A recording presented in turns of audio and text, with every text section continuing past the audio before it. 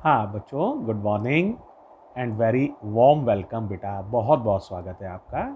तो देखो बच्चों, हम लोग जो लेसन कर रहे थे वो तो आपको याद ही है। यूनिट 2 में चैप्टर 2 कर रहे थे हम लोग, और उसमें भी हम लोग डिस्कस कर रहे थे किरचॉफ लॉस। उसमें बेटा देखो, जो मैंने कल होमवर्क दिया था उसमें मैंने अभी ग्रुप में देखा था, तो एक बच्चे ने क्वेश्चन नंबर 15 पूछा है। तो सबसे पहले मैं 15 ही कर रहा हूँ, और उसके बाद कुछ और सवाल हम करेंगे। 15 में एक क्यूब दिया हुआ है, जैसा कि आप देख रहे होंगे। उसका नाम है ए बी, है ना, ऐसे करके नाम है, A B C D E F G H करके नाम दिया हुआ है। और हर आर्म का रेजिस्टेंस, मैंने रेजिस्टेंस बनाया नहीं है, समझ लेना, हर आर्म का रेजिस्टेंस, इसमें जितनी भी आर्म है हर आर्म का रेजिस्टेंस सेम है, 1 ओम है। तो आपको दो बातें पता करनी है। ए और जी के बीच में, केयरफुली सुनो, ए और जी के बीच में, डायगनली अपोजिट एंड्स के बीच में आपको नेट रेजिस्टेंस पता करना है। डायगनली अपोजिट एंड्स ए और जी के बीच में नेट रेजिस्टेंस पता करना है, और हर आर्म में से बहने वाली करंट पता करनी है। तो मैं इसको बड़े आसान ढंग से हम समझ सकते हैं। करंट डिस्ट्रीब्यूशन पे अगर ध्यान दोगे तो सारी बात ही क्लियर हो जाएगी। तो जरा get ready for the current distribution. ध्यान देना बच्चों। मान लो यहाँ से करंट कितनी चलती है भाई, आई, यहाँ तक आ गई आई। अब देखो बेटा, ए से जाने के कितने रास्ते हैं बताओ। ए से जाने के कितने रास्ते हैं? देखो, तीन एक से रास्ते हैं। एक रास्ता, दूसरा रास्ता और तीसरा, आइडेंटिकल पास, है ना। तो आप क्या करेंगे, करंट को, क्योंकि आइडेंटिकल पास हैं, बहुत ध्यान देना, बिल्कुल एक समान रास्ते हैं, तो करंट को हम 3 बराबर भागों में बांट देंगे, क्योंकि हर आर्म का रेजिस्टेंस सेम है। चाहे ए से हम जाएं ना ऐसे, तो भी हमें 3 आर्म चल के हम जी पर पहुंच जाएंगे। ए से बी, बी से एच, एच से जी।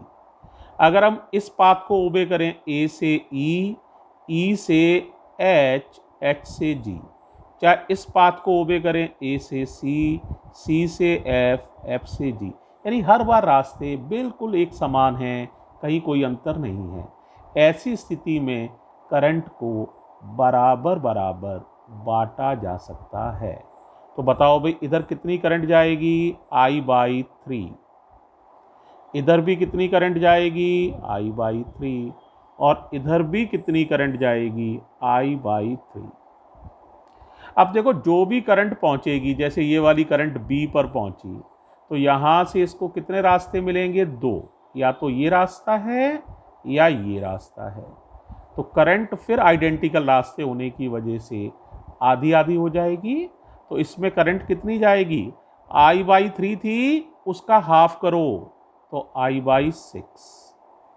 इसमें भी करंट कितनी जाएगी, I/6। ये इसके 2 पार्ट कर दिए हैं। अब इसके भी देखो बेटा, 2 संभावनाएं हैं। अब सोचो, इधर कितनी करंट जाएगी, I/6, और इधर भी कितनी जाएगी, I/6। क्लियर है। अब इस वाली को देखो बेटा, यहां पर फिर 2 पॉसिबिलिटीज हैं, 2 रास्ते हैं, एक ये रहा और एक ये वाला है। तो इस पर भी कितनी करंट जाएगी, I/6, और इस पर भी कितनी जाएगी, I/6। ठीक है। अब केयरफुली देखो, इसमें कितनी करंट जाएगी। तो देखो, ध्यान से देखो, I/6 ये आ रही है, I/6 ये आ रही है, जाने का रास्ता एक ही है। I/6 मिलकर हो जाएंगी I/3। I/6 और I/6 जोड़ो, 2I/6, 2 से 6 को काट दो। ठीक है। इसी तरह से बेटे आप और देखो, जरा यहां देखो क्या होगा। देखो यहां डी पॉइंट पर देखो केयरफुली, I/6 यहां से आ रही है, I/6 यहां से आ रही है, जाने का रास्ता एक ही है। सोचो ये कितनी हो जाएगी, I/3। एक बार और देखना है केयरफुली, देखो I/6 यहां से आ रही है, I/6 यहाँ से आ रही है, I/6 इस रास्ते से, I/6 इस रास्ते से, जाने का एक ही रास्ता है, तो I/3। देखो I/3 ये आ गई, केयरफुली देखना, I/3 यहाँ से आ रही है, I/3 यहाँ से, देखो 3 बार आ रही है, I/3, I/3, I/3, सब मिलके हो जाएंगी I, और इस तरह से करंट वापस चली जाएगी। पहले बताओ करंट डिस्ट्रीब्यूशन समझ में आया या एक बार दोबारा समझोगे? अगर करंट डिस्ट्रीब्यूशन समझ में आ गया तो सवाल होना मुश्किल नहीं है। ध्यान से देखना है, बहुत ध्यान से देखो, क्योंकि इसमें अननोन क्वांटिटी सिर्फ एक ही है, I। अगर I एक ही है तो हमें एक ही इक्वेशन बनानी पड़ेगी, ठीक है, और उससे आंसर निकल आएगा, ठीक है। तो एक इक्वेशन बनाने के लिए मैंने ये वाला मैश लिया, किसी को भी ले सकते हो, क्योंकि आसानी के लिए मैंने एक शेड करने में आसानी रहेगी। देखो ये बाहर बाहर से आउटर मैश ले लिया है, दिखा? इस मैश से मैं बात को कहने जा रहा हूं। अब जरा देखो, केएल लगा रहे हैं, केयरफुली देखना है। तो इन आ क्लोज्ड मैश, केएल लगाओ, देखो भाई लगा पाते हो या नहीं, एक बार मैं हेल्प कर रहा हूं। देखो ए से बी पर जाएंगे, हर आर्म का रेजिस्टेंस 1 ओम था, याद है, तो हो जाएगा I/3 इंटू 1, करंट की दिशा में ही जा रहे हैं, I/3 इंटू 1। यहाँ पर देखो I/6 इंटू 1, इसका आर्म का रेजिस्टेंस भी 1 ओम है, I/3 इंटू 1 3 बार आएगा, I/3 into 1, I/6 into 1, I/3 into 1। और आगे चल रहे हैं, मैश को पकड़ के बाहर से, देखो देखो देखो, -10 इक्वल टू 0। क्या समझ में आ गया है? कर पाओगे? लगाओ, यहां से चले, बोलो कितना मिलेगा? I/3, इस आर्म का रेजिस्टेंस 1 ओम है, तो I/3 इंटू 1, प्लस इस आर्म में चले I/6 इंटू 1, इस आर्म का रेजिस्टेंस भी 1 ओम है, प्लस इस आर्म में चले, इसका रेजिस्टेंस भी 1 ओम है, तीनों बार करंट के साथ ही चल रहे हैं, तो I/3 इंटू 1, सारी वैल्यू पॉजिटिव, करंट के साथ चल रहे हो भाई, कोई रेजिस्टेंस नहीं, चलते चले आओ। लो जी, बैटरी आ गई, माइनस टर्मिनल पहले आया है, तो माइनस का 10 और बराबर 0,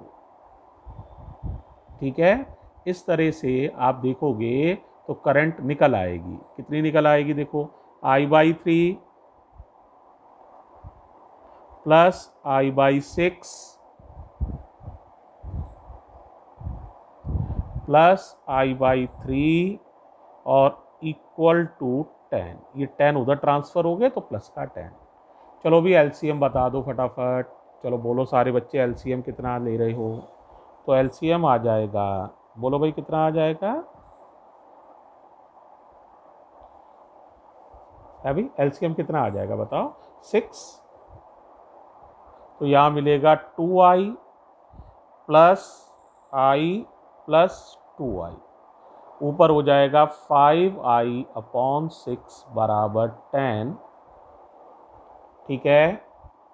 समझ में आ रहा है? तो I निकल आएगा आसानी से, कितना निकल आएगा बताओ? बोलो I कितना निकल आएगा? 60/5, तो 5 से ये कट जाएगा, तो बेटा ये निकल आएगा आपका 12 एम्पियर, करंट निकल आएगी 12 एम्पियर, ठीक है। क्लियर हो रहा है बेटा? इसका आंसर ना बुक में गलत दिया हुआ है, हर आर्म में करंट बराबर नहीं जाएगी। अब देखो तुम्हें हर आर्म में कितनी कितनी करंट जाएगी ये आसानी से समझ सकते हो। देखो मैं दिखा रहा हूँ डायग्राम में, देखो कुल करंट 12 एम्पियर है, ये याद रखना, ठीक है। तो देखो कोई पूछे ए बी आर्म में कितनी करंट जाएगी, तो I/3 है ना, तो इस आर्म में करंट जाएगी 12 में 3 का डिवाइड कर लो, 4 एम्पियर।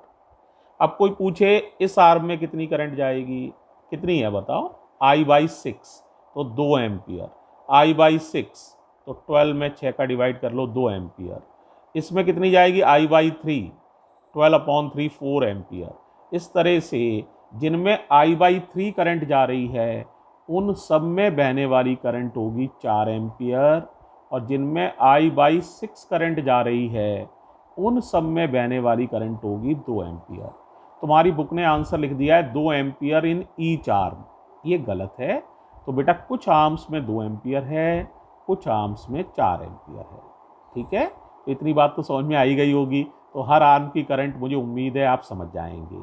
ठीक है, अब रह गया इसका नेट रेजिस्टेंस निकालना। तो तुम्हें पता ही है करंट का फॉर्मूला होता है, क्या होता है बताओ भाई, बोलो। करंट का फॉर्मूला होता है total EMF upon total resistance. देखो बेटा टोटल रेजिस्टेंस निकाल रहा हूं मैं, तो करंट बराबर total EMF upon total resistance. Current कितनी है 12, टोटल ईएमएफ याद है, देखो एक बार देख लो वापस, नहीं याद है तो देखो 10 वोल्ट था, ध्यान आ गया होगा बेटा। और इस बैटरी का इंटरनल रेजिस्टेंस 0 है, ऐसा सवाल में लिखा हुआ है। तो 10 वोल्ट और छोटा आर इसका जो है वो है 0, ये ध्यान रखना, लिखा हुआ है सवाल में, पढ़ लीजिएगा। तो देखो बेटा टोटल ईएमएफ की जगह आ जाएगा बच्चों 10 volt, resistance of the circuit ये पता करना है, और प्लस 0 समझ गए, ये एक्सटर्नल रेजिस्टेंस है, ये इंटरनल रेजिस्टेंस है। तो आर निकालना है, तो आर आ जाएगा बेटा 10/12, 2 से कट लगा लो 5/6 ओम। इसका मतलब इस सर्किट का जो नेट रेजिस्टेंस है वो 5/6 ओम है।